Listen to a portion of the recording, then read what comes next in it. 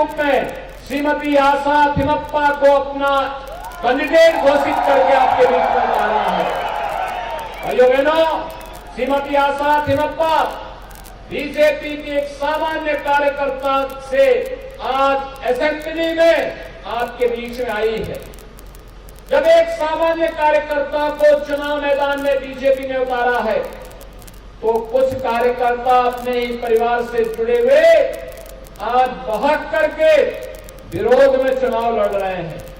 हमें बहकावे में नहीं आना है, हमें किसी अन्य बहकावे में नहीं जाना है, उन्हें मनाने का प्रयास करना है और श्रीमती आशा थिमप्पा को पुत्तूर असेंबली कॉन्स्टिट्यूएंसी से भारी बहुमत से विजयी बना करके कर्नाटका विधानसभा में पहुंचाना है।